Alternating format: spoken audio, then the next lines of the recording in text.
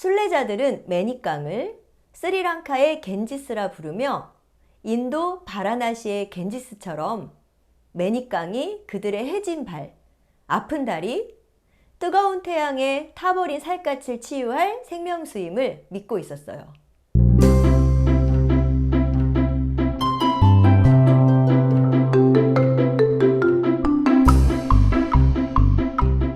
구독자 여러분 안녕하세요. 더 고작가 TV의 고작가입니다. 고작가의 서재 시즌1 나는 스리랑카주의자입니다. 함께 읽기 23번째 시간입니다. 일주일이 너무 빨리 지나가서 22화 엘라를 방송한 게 엊그제 같은데 어느새 또 다음 이야기를 꽃피워야 할 시간이 돌아왔습니다. 스리랑카는 행정구역상 크게는 9개의 주로 구분되는데요. 캔디, 마탈레, 누아라엘리아, 스리파다, 호튼 플레인스 등이 속한 중부주와 하프탈레, 엘라, 그리고 오늘 소개할 카타라가마 등이 속한 우바주가 주로 스리랑카의 고산 지대를 아우르는 대표 행정구역입니다. 카타라가마는 그 중에서도 우바주의 맨 아래, 즉 남쪽 해안을 차지한 남부주로 가는 길목에 위치한 작고 한적한 마을입니다. 이곳은 러시아나 독일 등 유럽에서 온 사람들이 얄라 국립공원과 더불어 종종 찾는 곳이지만 관광지로 주목받기에는 놀거리, 먹을거리 등이 다채로운 편이 아니어서 외국인 관광객에게보다 스리랑카 현지인이나 인도의 힌두교 신자들에게 열광적으로 사랑받는 장소랍니다. 얄라 국립공원은 13화에서 소개한 우다왈라웨나 민네리아처럼 스리랑카의 야생동물을 만날 수 있는 사파리 투어로 유명한 곳인데요. 1900년에 이미 야생동물 보호구역으로 지정되어서 3억 평에 달하는 열대 몬순 지역의 밀림과 습지가 잘 보존되어 있고 표범, 코끼리, 사슴 등 200여 종이 넘는 야생동물을 만날 수 있는 야생동물의 왕국입니다. 얄라는 이렇게 스리랑카에서 두 번째로 큰 국립공원이지만 우기를 맞는 9월부터 1월까지는 출입이 통제되므로 방문 최적기는 5월부터 8월이라 할 수 있죠. 다시 카타라가마 이야기로 돌아올게요. 제게 카타라가마를 소개한 것은 콜롬보에서 만난 프라사드라는 호텔 지배인이었어요. 그는 스리랑카의 구석구석을 찾아다닌다는 제게 카타라가마라는 곳을 추천했답니다. 그런데 만약 그곳이 그저 관광지로 이름난 곳이기만 했다면 그 추천은 가볍게 무시했을지도 모르겠어요. 스리랑카를 여행하면서 저는 종종 제가 구도자라도 된 것 같은 느낌을 받곤 했는데요. 여행길에선 왠지 숙연해졌고 편한 방법이나 편한 잠자리를 마다하고 고된 길을 골라서 다녔어요. 스리랑카 여행을 일종의 통과 의례처럼 생각했던 것 같아요. 거칠고 지루한 여행을 대가로 치러야만 다음 목적지에서 기대의 8알이라도 채울 수 있을 거라는 맹목적인 믿음이 있었던 거죠. 그런데 마침 그런 통과 의례와 같은 대가를 마다하지 않고 수많은 사람들이 찾는 곳이 있다는 말을 전해 들은 겁니다. 갑자기 온몸의 감각이 살아나고 귀가 솔깃해졌어요. 8월 중순 행해지는 카타라가마 축제, 그때에 맞춰 어떤 사람들은 스리랑카 최북단인 자푸나에서 카타라가마까지 480여 킬로미터를 도보로 가기도 한다는데 두 줄의 끈이 달렸을 뿐인 허술한 슬리퍼 차림으로 스리파다를 오르는 사람들처럼 그들도 분명 그런 차림으로 길을 나설 것이 분명했기에 저는 두 길을 의심했을 수밖에요.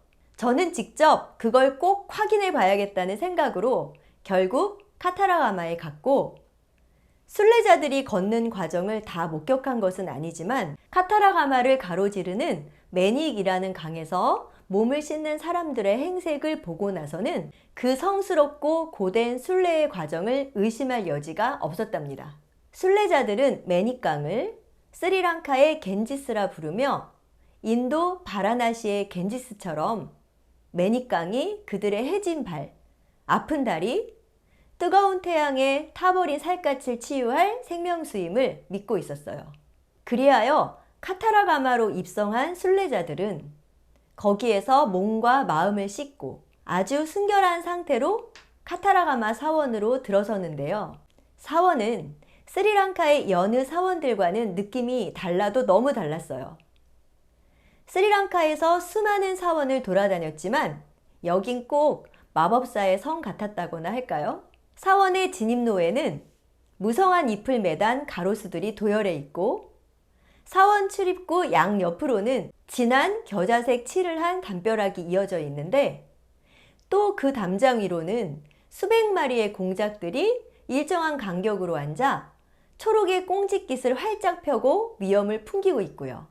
카타라가마는 원래 싱할라어로는 사막처럼 메마른 마을이라는 뜻을 지녔지만 그 카타라가마에 마법사와 같은 인물이 와서 살게 되면서부터 카타라가마는 오직 전쟁과 승리의 신이자 용맹무쌍함의 상징인 무르간, 즉 카타라가마가 수호하는 축복받은 땅으로 널리 알려지게 되었다고 합니다. 다시 말해 그 마법사가 바로 카타라가마의 사람들, 아니 스리랑카 사람들 모두가 신봉하는 시바신의 둘째 아들 카타라가마라는 신입니다. 6개의 얼굴과 12개의 팔을 가지고 강력한 힘을 행사하며 결핍된 사람들의 소망을 모두 성취해주는 마법사 같은 인물 카타라가마. 그리하여 카타라가마를 찾는 수많은 순례자들은 저마다 긴밀한 사연을 간직했을 거고 사원의 입구는 카타라가마 신이 타고 날아다닌다는 공작새들이 차지하고 이곳은 카타라가마 신의 성임을 명백히 알리고 있는 것이었죠. 그런데 어떻게 불교의 나라 스리랑카에 힌두교의 신인 무르간이 성전을 갖게 되었을까요? 신화에서는 악신의 횡포로 가뭄과 가난, 병고에 시달리던 카타라가마를 하늘에서 내려다보던 신 무르간, 즉 카타라가마가 달려와 구원하고 재건했다고 합니다. 알면 알수록 신기한 스리랑카의 종교 이야기. 감폴라라는 지역에 설치된 암블로아와 타워 기억나시나요? 그곳에서 시선을 사로잡은 건 나선형 모양의 뾰족탑이었지만 사실 그곳은 다양한 종교의 조화와 공존을 기원하며 조성된 종교 복합 공간이었는데요. 종교 복합 공간의 원조는 바로 이 카타라가마 사원이라고 할 수 있어요. 그래서 사원 안으로 들어가면 놀랍게도 무르간 신을 모신 마하 데왈라야나 시바와 가네샤를 기리는 신당과 더불어 남인도 양식을 따라 지어놓은 시방코빌, 그리고 끼리위아라로 불리는 불교의 다게바, 심지어 이슬람의 모스크까지 자리하고 있어 과연 복합적 종교 공간의 면모를 제대로 갖춘 곳이 카타라가마 사원이랍니다. 저는 카타라가마에 이틀을 머무르며 낮과 밤 각각 2번씩 사원을 찾았는데요. 이곳은 특이하게 외국인에게도 무료로 입장을 허용했고요. 다만 푸자나 봉헌에 참여하는 것을 여러 번 권유받았는데요. 푸자는 꽃이나 음식으로 신들을 경배하는 과정인데 카타라가마 사원의 꽃이라 할 수 있는 마하 데알라의 앞은 푸자를 하려는 사람들의 줄이 끊이지 않습니다. 푸자 끝에 밖으로 나온 음식들은 멀리서 찾아온 순례객들과 성스러운 동물인 코끼리에게 나누어져 신의 자비를 모든 이에게 선포합니다. 물론 목덜미와 양쪽 앞발에 천근만근의 쇠사슬을 매단 코끼리들은 기분 탓이었을까요? 눈물을 흘리고 있었지만요. 동전을 구걸하는 처절해 보이는 사람들도 곳곳에 너무 많아서 카타라가마는 혼돈 그 자체이기도 했던 것 같습니다. 가장 편안하게 느껴졌던 곳은 그래도 끼리위아라 앞이었는데요. 거기엔 어떤 들썩임도 없이 오직 기도에만 몰두하는 사람들 뿐이어서 조용히 탑을 돌거나 땡볕에도 탑 주위에 둘러앉아 기도와 하나가 된 사람들을 보며 다시 한번 카타라가마 사원의 평화와 공존이라는 의미를 새겨볼 수 있었죠.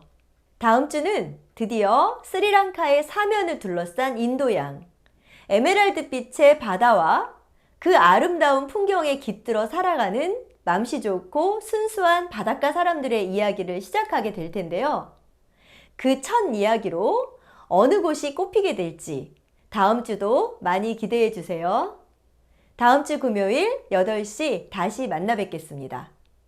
소중한 시간 고작가의 서재와 함께 해주셔서 고맙습니다.